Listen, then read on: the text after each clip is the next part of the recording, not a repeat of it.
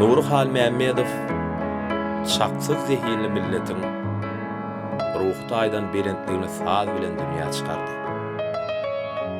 Şeýdibem özüne de halkymyza da adamzat gymmatlygyndan miras goýdy. Türkmenistanyň prezidenti Gurbanuly Berdimuhammedow.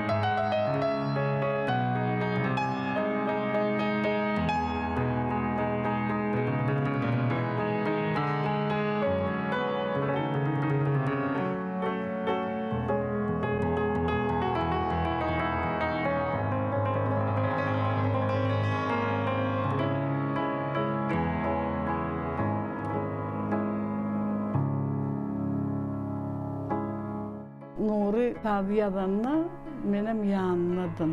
Ondan maňa diýe, sen şeýle otur, sen ýüzüňi raýalla göreýin, ýöne işläp oturjak. Şu raýalla meni görüp, şu tabiýa diýdi. Nuri Hal Mehmedow Türkmen kompozitorlarynyň içinde üýtgeşik dünýä bolup görkezdi özüni. Ol bir şeyler beýik, üýtgeşik zekin, Türkmen halkyna belli bir derecede gatyken terbiýeleýiji eserler ýazdy. Türkmenlere täze bir belent eserleri peşkeş berdi.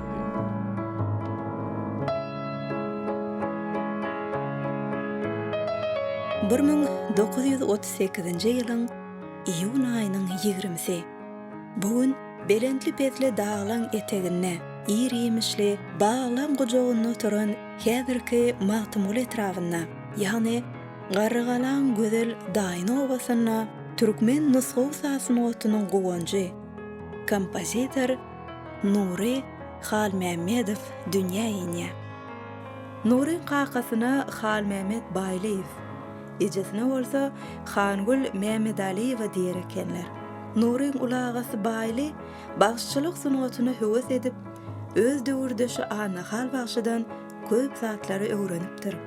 Şonda ol kä wagtlar ýany bilen körpe jygy Nurynam äkider eken. Nuryn halk sazlary bilen ilkinji tanışlygy şol günlerden başlapdyr. Nuri Hal Mehmedow öýdi. Burrun berýärde men diýe ağalamyň bir diýe dutar çalýar bagşydy diýe. Menin diýe giçikam diýe şu çalanla diýe şoň ýokarlyna sapyny diýişläp oturýardym bolýan şu beýnime diýen sazlar barýady diýip gurrun berýärde. Millilik gaty gowy Türkmen sazlaryny gowy berýärdi, dutar dinlemän gowy berýärdi. Özüm çalaja çalanan bolýardy dutar gowy asal bilen ok diýen çala dinlerip çalýardy.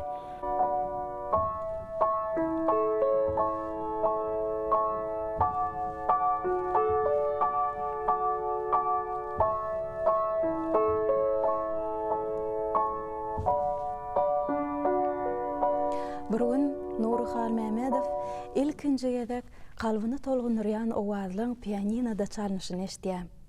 Uly sungat bilen bolan bu ilkinji duşuşyk ony hemişelik saz dünýäsine örkleýär. Ömrümde birinji gezek bayramaly niredendir bir ýerden gelen pianino sidenanyň çykyşyny dinledim. Bir näçe günläp terki dünýä ýaly boldy. Şol pianino çynyň çalyşy meni benledipdi. Men Nuri bilen bile okudum. Nuri fortepiano bölümünden. Men bolsa horun dirigörü bölümünde okuýardym. Nuri Hal Mehmedow Aşyk Kuliýewde okap ilkinji bilimlerini alypdyr. İlkinji sazlaryny Aşyk Kuliýewiň halifalygyna ýazypdyr. Kompozitor Aşyk Kuliýewiň ýolbaşçylygyna Nuri Hal Mehmedow her ýyl täze eserler döredýärdi. Geljekde usat kompozitor bolup biljekdigine göz ýetiren Aşyk Kuliýew Nuri Halmamedova saz uğrunun iň ýokary ylmy ojagy bolan konservatoriýa taýýarlap başlaýar. Şu döwürde de Moskwaň Çaykovski adyndaky konservatoriýasyndan ýürütip gide gelip barladylar şonuň aňry Moskwa almak üçin.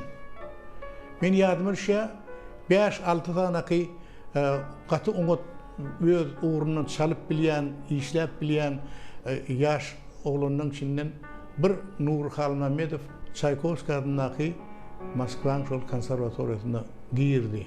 Gene de bir zat islerdi Nuri, guruşukçu olacak diye.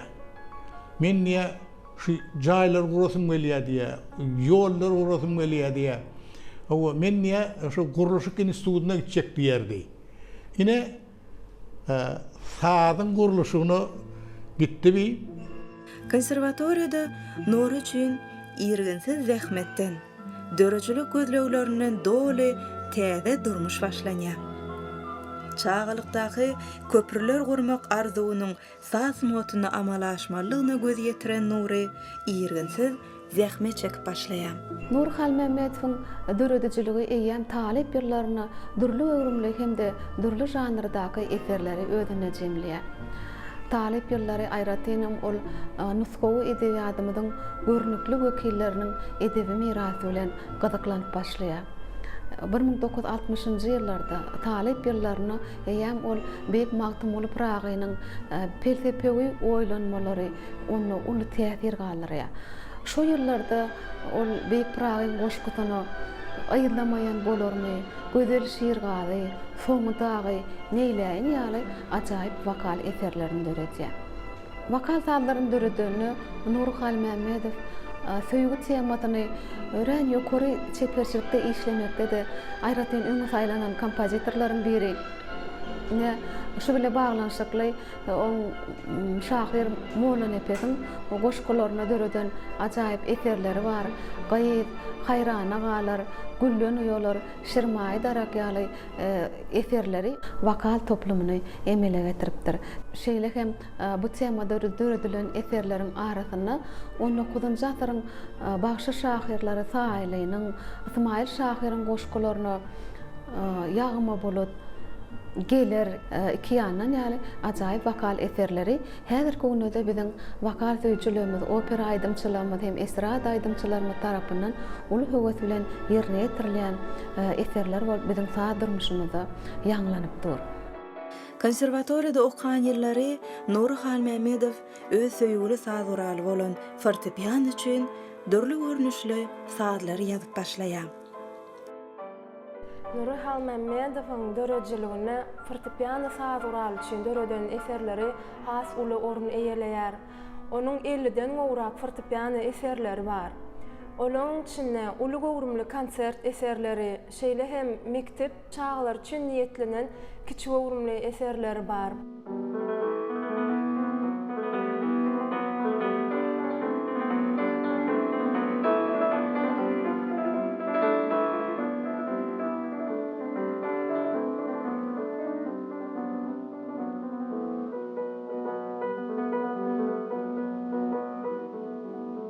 Altmışykinji ýylda konservatoriýada bähseşik geçdiýär. Şo taýda Nury fortepiano üçin ýazan eseri Dutaryň owazy. Onam Milli Taçmuradowa başlanan.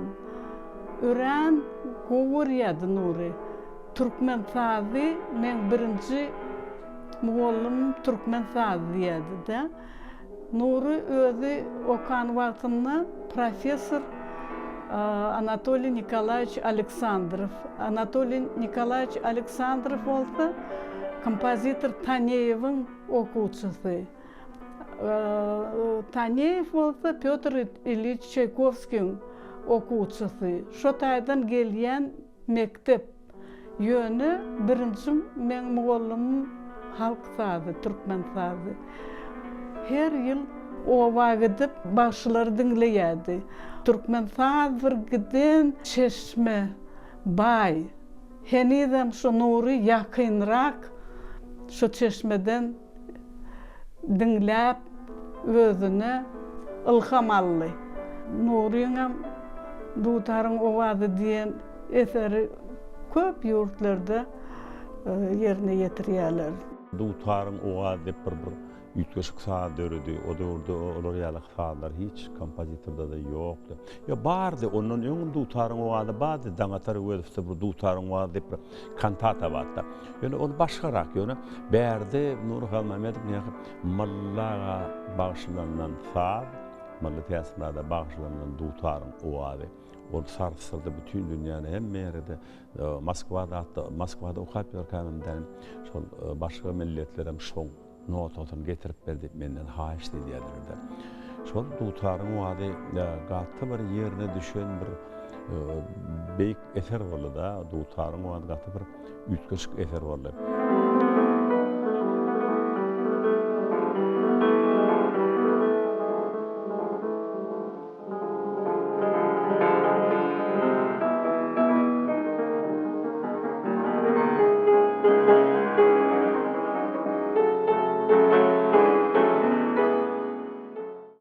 Milli aýratynlyk kompozitorun simfonik eserlerine de öz beýany tapýar.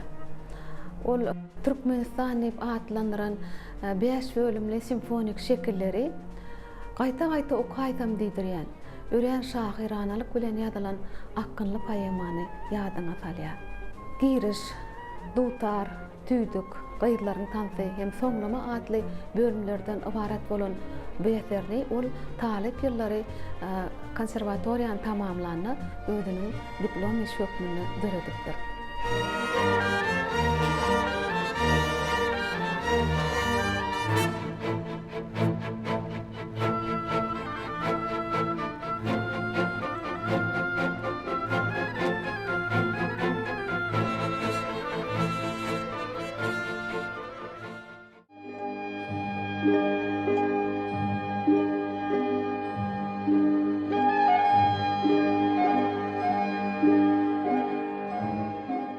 Meşhur kompozitor Nurhan Mehmetov dörejülik işgärleri bilen elmiden we ýakyn gatnaşykda bolupdyr. Aýratynam nusgaw şahyrymyz, meşhur şahyrymyz Gurbanazar Edizow kompozitorun döreden aýdymlarynyň ilkinji dinleýijileriniň biri bolupdyr. Gurbanazar Edizow bilen Nurhan Mehmetov türkmen edebiýaty dersas notunyň gadymy medeniýetimiziň 20-nji asyrda dünýä inip köňüllere nur çaýan ruhy hadisalary beýik sötünleri boldy diýip Ustad halipalar aýdýarlar. Ine Gurbanazar Edizowyň goşgularyny çyn ýürekden düşünen oňa tarpa goýan Nurhan Mehmetov şoň goşgularyny ajaýyp aýdym saat eserlerini döredipdir-de. Şol saat eserleri türkmen halkynyň diline däl aňyna ýaşaýar. Öýümde Gurbanazar gelýärdi. Onu bile işleýärdiler olar. Gurbanazar goşgularyny okaýardy. Menem dinleýärdim. Ol bir içki dünýäleri baýdy. Ondan dünýäň medeniýetini ören gowy bilýärdiler, gowy görýärdiler. Nuram şahyrlaryň eserlerini gowy bilýärdi. Köp eserleri Nuri Gurbannazaryň sözüne ýazdy. Geçen afar 71-nji ýyllaryndan bir eser döretdi.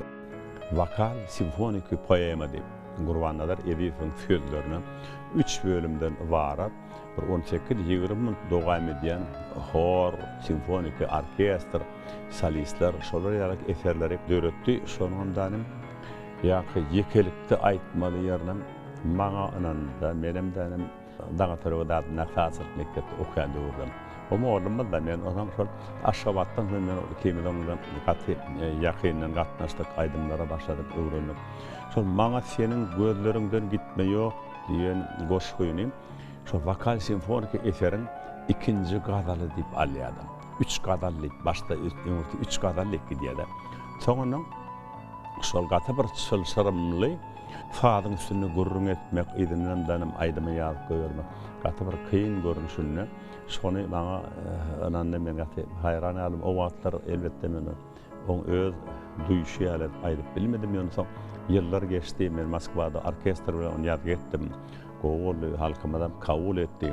Şonuň ilkinji gezek tanıştyrlyş dabarasy boldy öňkü opera balet teatryna. Şonu dalyň şem adamdan doly ilkinji gezek şol ýa vokal simfonik poema çalyndy, aýdyldy. Eter gutorondan soň ýa-ni Nur Halmamedow geldi sahna gelipden men gujaklap gutlady. Ýanyna da ýa-ni bir gökgöz oglan bar, olamdan Gurbanaдар Ediýew ekenne. Şeýle bir ýuwaşdyr gelen parahatly, edepli bir gata murlamaýa hiç we gata urlamaýa adam. Nuru bilenem gata gowur şeýdiler. Nur Halmamedow ony hormaty gata uludy Gurbanaдар töýlerini bir näçe aýdymlar ýadally.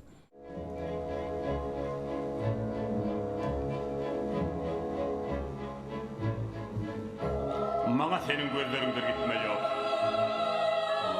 Maňa senin sözleriňden gitme ýok.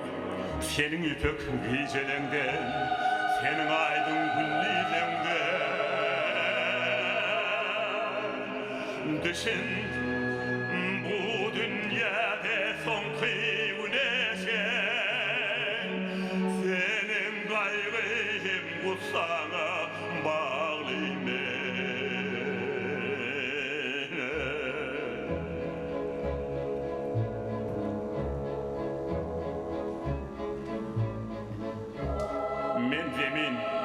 Sen olsa ullukan asman, saçların nur edip üstüme döküyen, emma düşünlerem şeyle gündoğar. Saçların garbolu üstüme yağar, saçların garbolu üstüme yağar.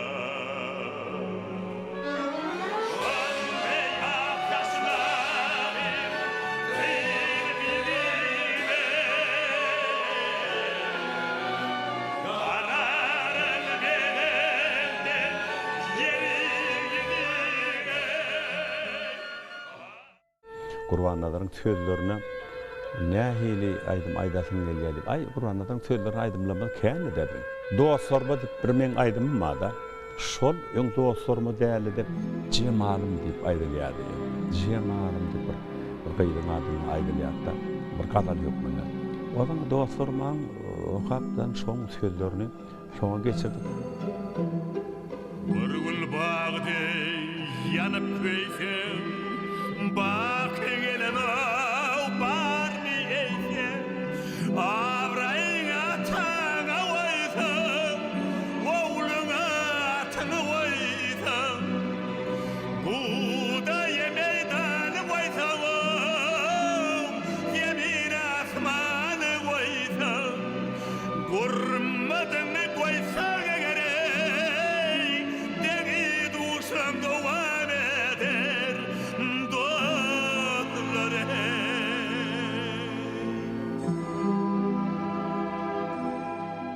Onun hazam irrak ýa-ni agaça bakar dip bir şeýlere aýdymady, dutar bilen deprekde. Bana aýdymam ilkinji gedek anelerde atlanyp çağa dip aýtdy. Başga bir sözlere tanap aýtdy. Dutar bilen deprek bilen aýdymda. Onuň ýa-ni onun agaça bakar sözlerini goýup çeýdiler.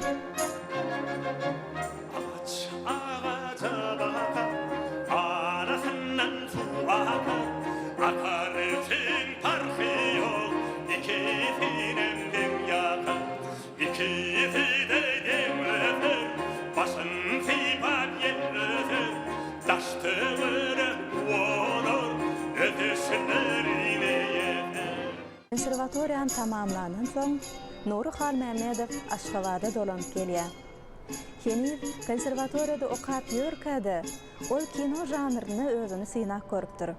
Umuman alanynda türkmen kino sunatyny Nuri Halmamedowsyz gözüne ýetirmek asla mümkin näl. Saz ugrundan ilmi işler ýazan alymlaryň aýtmagyna görä, Nuri Halmamedow türkmen kino sunatyny sazy baş gahrman derejesine ýetiren ýekete kompozitordur. Elbetde Şükürbaşy filminiň şeýle üstünlük gazanmagyna genial türkmen kompozitory Nuri Halmamedowyň bitiren hyzmaty ägirt uludur. Orta Aziýa respublikalarynyň we Gazagystanyň kinofestiwalyna bu filmiň sady üçin berilen ýürüýte baýragy gowşurulanyny Çingiz Aýtmatow Nurynyň sadyny durmuşyň öz veren saz diýip atlanyrdy. Biziň ýaş kompozitorymyz bolsa bu sözleri jogap hökümünü bu sazy ýazmagy maňa halkymyň taryhy kömek berdi. Bu saz hakyky halk sazydyr. Şoňa görä-de meniň ýerine ýetiren işime şeýle ýokary baha berilmegini türkmen sazynyň aqrar edilmegi diýip kabul edýärni. Bu sözler türkmen halkynyň zer gadyryny zergär biler diýen pähimniň ýene bir gezek aýdyň ýüze çykmasy.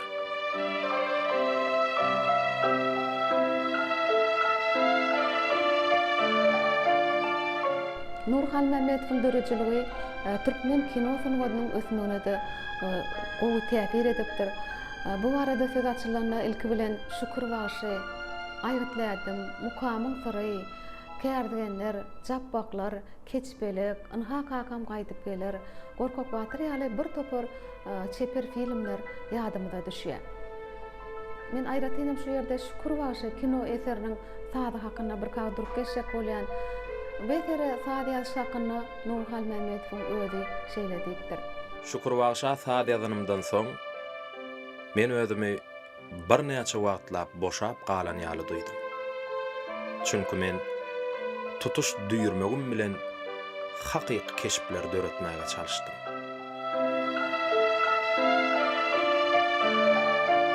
Mehriban arkadamyň bize peşkeş beren parahatçylyk sady, dostluk, doganlyk sady adly ajaýyp kitap bar.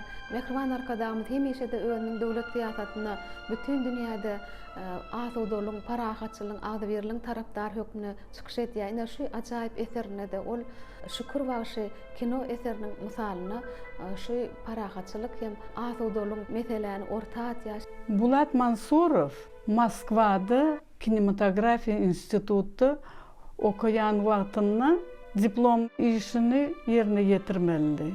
Nurmurat Sarıhanowyň poýsy boýunça ssenariy ýazyp Aşgabatda gelýär. Hem iş başlaýar.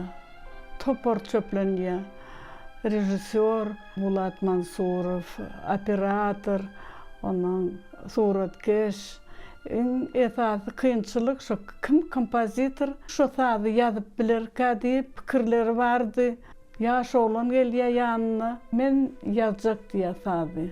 Onuň Bulat diýär, sen nähil eserler ýazdyň? Maňa görkäz diýär. Nuram oturup notaryň owazyny fortepianoda çalanna Bulat dinläp, "Howa" diýdi. Sen ýazarsyň diýip şeýle netije geldiler. 1964-nji ýylda kino festival geçýär. Şu kino festivalda Şükür bagy kino gowy kino diýip diplom alýar. Onuň ýörite saz üçin Şükür bagy kino sazy ýazan üçin ýörite Nura ýene de diplom gowşurdylar. Şükür bagy kino Fransiýada kino akademiyada talepler görýärler, öwrenýärler. Köp ýurtlarda görkezildi. Menim birje filmde işlemeklik niyetler etdi. Şol kakam gaýdyp gelir diýen filmde Nuri senariýany berdim ilkile. Nuri bir senariýany okadan hem nähil görýän diýip senariýany berende o maňa şey diýdi. Hal Mehmet diýdi. Men ýaňy ýakynda bir ümit köşüp bir taýy ýazdym diýdi. Men diýdi şonu haňa diňledeýin diýdi. Ine şonu maňa diňletdi. Benim aýtdym, bu gatty köp ýerlerinde diýdim, men edilýäni göz filmim sahabyny görýän diýdim aýtdy. Men şoň şeýle saňa diýdi, diňledýänim sebäbi şo diýip buna filme şeýle diýden gowy sahaby ýazdy. Haýsyrlardan tapawy ýokda men özüm arawlyk sahada düşünýän bolamdan Nurun bir eden işini men gatı ullukan baha berýän. Aýgytlaýdym kino filminde türkmen halkynyň aňynda galan aýdymlaryň biri ne artan aýdymy, ony Türkmenistanyň halk artisti Aýdogdy Gurbanov şeýle bir usatlyk bilen ýerine ýetiripdir. Hatda häl işinde türkmen halkynyň arasynda türkmen toýlaryna hem ýanglandy. Bartın öldürürler, barmasın ölüm.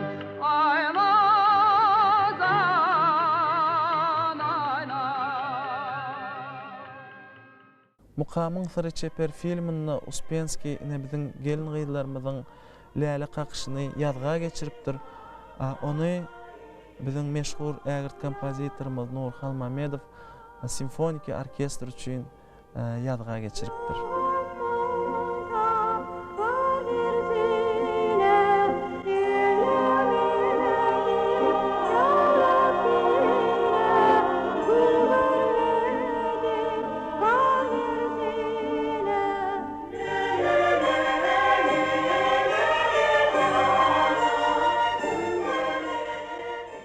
Aygıtladım filminde Saad yazanına altı kardeş ehli filmlerine diyen yani ul Nurin Şahriyadi Nuru ile bileşiyadi. Nurin deysen kovuriyadi. Evliya ul kulüp keçbelek deyip bir tiyade filme başladı. Şu filmin kampanyasıdır Nurhan Mamedow çağırdılar. Men yadıma şey Nuru şol Saad'ı getirenine Moskva'da yalıp Moskva'da orkestr yadıya.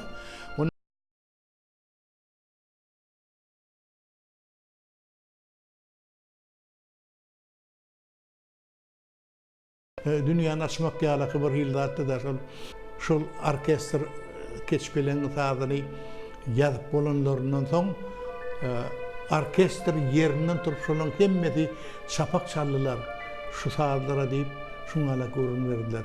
Aygıtladım filminden Guljan Hömeydowa şeyler odan aýdymlar aýtdy. Aýnan hudusyny aýtdy, aýnan balladasyny aýtdy.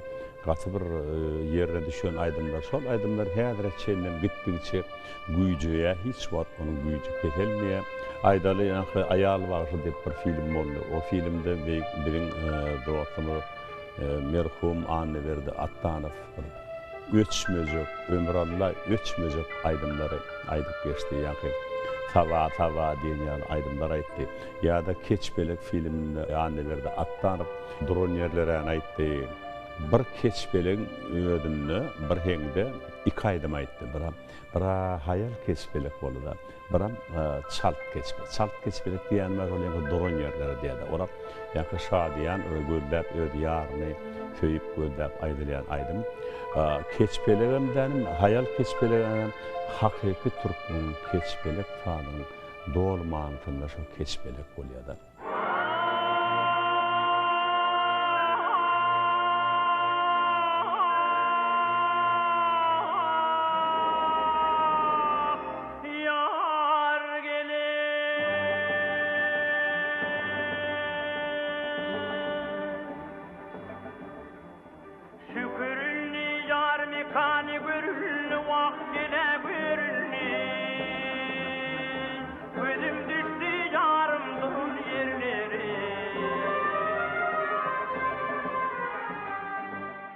Türkmenistan simfonik şekilleri ýazylanan 4 ýyl geçen soň Nurhan Mamedow 1-nji simfoniýany ýazýar.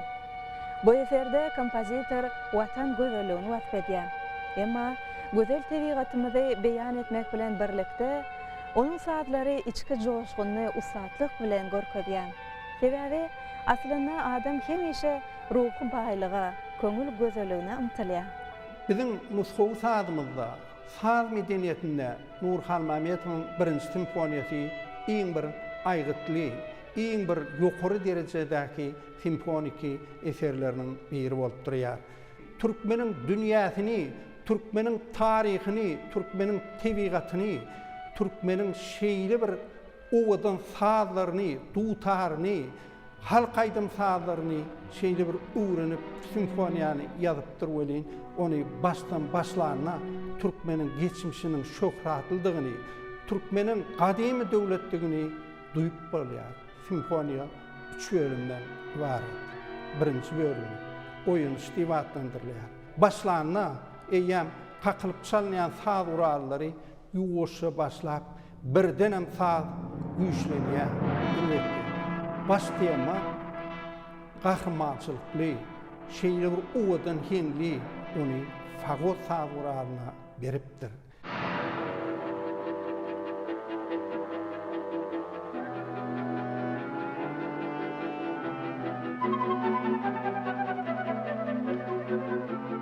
Davaralyk häsiýetde 1-nji bölüm otarylyp, soňra 2-nji bölüme geçýär. Oňa türkmen baglaryna diýip aýdypdyr. elbette Türkmen bağlarını deyip aydılmağı, onun Türkmenin şeyle bir tebigatynyň giňligi, şonun dağlarının, deryalarının, deňizlerinin, çöllügünün bardygyny giňden beýan edipdir. Bu taýda iki sany tema var. Birinci tema onu klarnet yerine getirýär.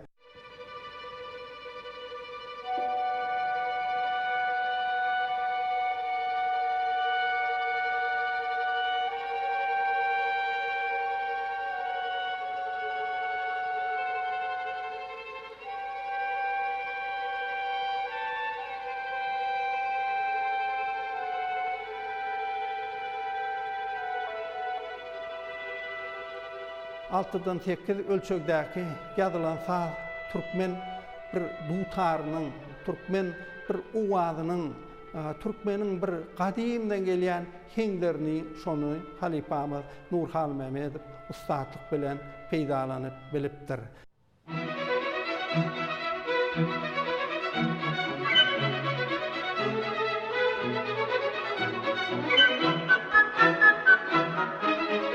Simfoniýanyň 3-nji bölümi hatamda baralay. Munda Nurhal Mehmedow hakyky türkmen toýuny. Toýuň dowamyndaky şadlyk şabalany simfonik orkestriň saz rollarynyň üstü bilen ören ustatlyk bilen bermeye başapdyr. Heňleri orkestriň bidimine berýän saz rollaryny paýlamakdaky ustatlygy oň gurulmadan edberlik bilen başgaryp bilenini şaýatlyk etýär. Milliliğin hem de häzirki zaman saz pikirlenişiniň özboşluk sazlaşy hökmünde kabul edilen bu simfoniýa Nurhal Mehmedowyň öz watanyna, oň halkyna hem güzel tebigatyna bolan çäksiz söýgüsiniň çeper beýanydyr.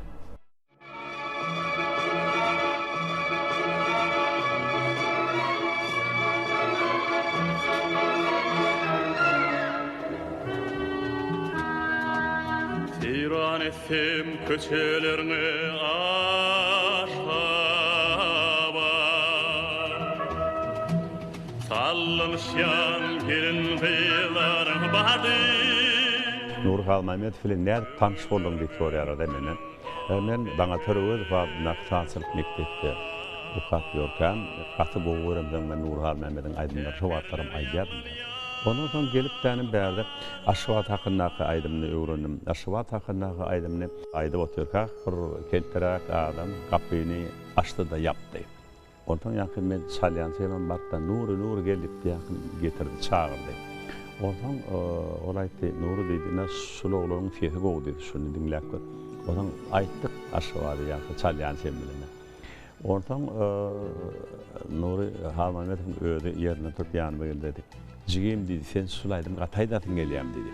Benim paýga diýdim, "Men şu kompozitörni gaty goýurýan, aýnanam aýdýan, ýene de beýlik aýdymlaryny aýdýan" diýdi. Ondan öýde roýalyň başyna öýde geçdi-de, ondan öýde çalyp urdy ýan-haýdy. Ondan öýde çalyp urdy, menem aýtdym, "Şu taýda bir kynrak ýeri bar-da, ýani passaj diýilýär." Diýlen bar, onu wagtda uňgaly diýlen okdumda. Şöyle gönüme geçer, ya dayan. Ona bir şu taýda, "Sen ne düşündi?" Yetmeden bolma dedim. Şu aýdym, "Men sen çün ýazdym" diýen bolýar-da. Men çünler menden öňümden medeniýet şak berdi we aýtdy, "Kän adamlar aýtdy, Moskwaň aýdym, çyl aýtdy." Umuman, olaýdym, men şondan bärim, şu güne çelnem, şol aýdym, "Dogdurym men köp galdy, meniň aýdym boldy."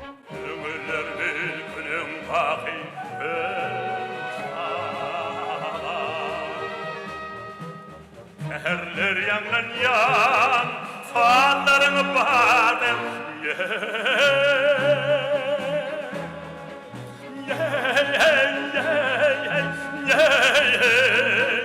aşkaba. Herler yanlan yan, fallarını badem. Şeyden dänim, ondan soň türkmen tehrahy diýip bir gowaýdym döretdiler. Ondan romanslar, Maltumlyň, Moğolun epetiň Kemine söýlerini, Gurbanlaryň söýlerini ýene de bir näçe başga aýdymlar, romanslar döredip.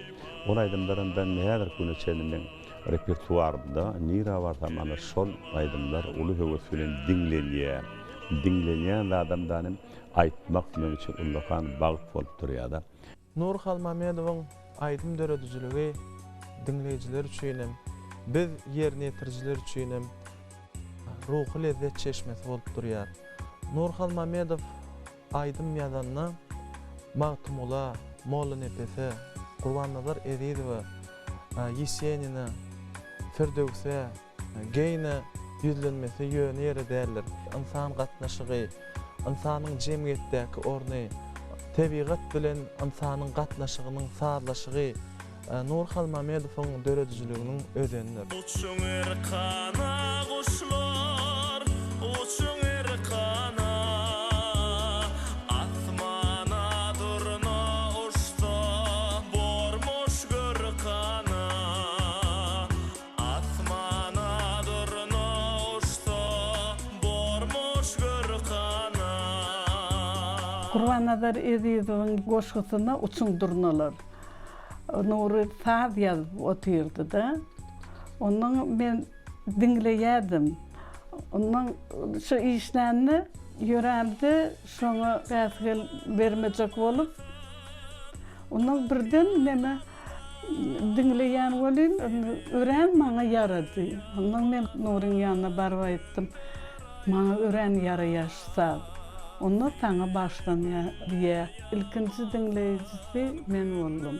Guli Halmamedowyna öz aýalyna bagşylap uçun durnalar diýip bir aýdym ýazdy. Onum da ilkinji gerek men ýerine ýetirdim.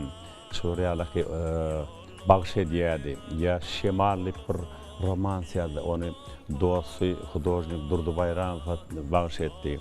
Öz gowrun adamlaryna şoňalyk saadlary bagş eden ýerler gatykän onu. Eserleriň ýokarsyna şol bagş edilen men ýazýardy. Nur Halmamedow bilýän adam uly gözlegdäki saadanyna diýip kompozitordy. Onuň eserleri şuň küne çenli gymmatyny ýitirmän gitdigiçe, onuň baýlaşýa gitdigiçe gymmaty artýar. Şeýle men özüme bana ömrümün köp bölegini ýa-da Nur Halmamedowyň eserlerine bagş etdim.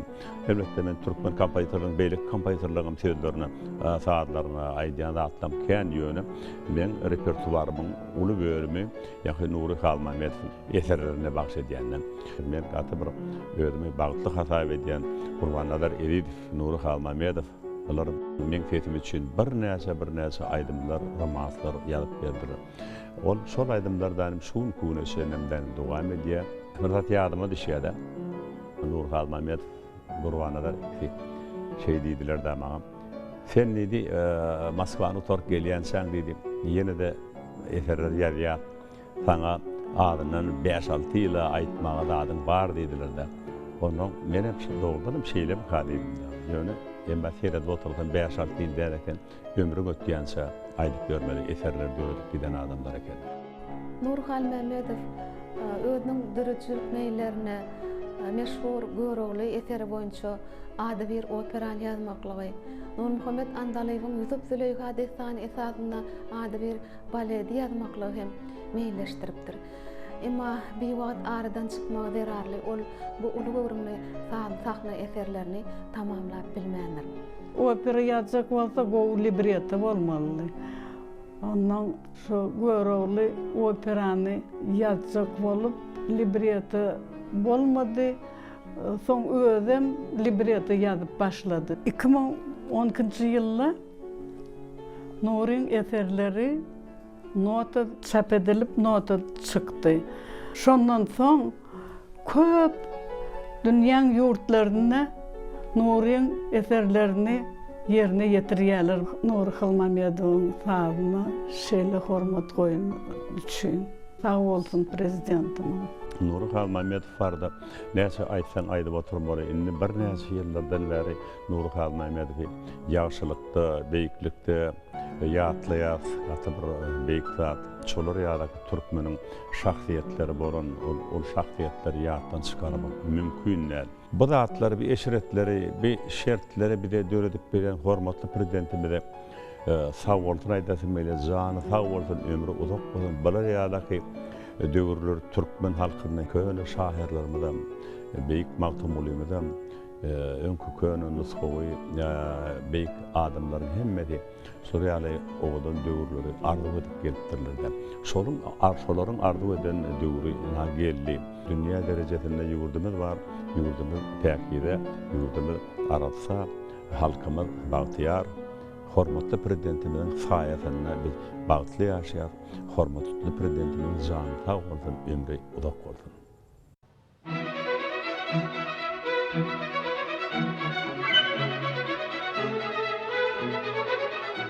Magtymly Nurhal Mämmedow, Gurbannazar Edizow dünýäniň ruhy mirasyna halkymyz üçin uly ýadygarlyk galyrdylar. Zehini görmek täze bir dünýäni gören ýalylar. Biz zehinlere bolan sarpamyz bilen beýgelýäris. Türkmenistanyň prezidenti Gurbannazar Berdimuhammedow.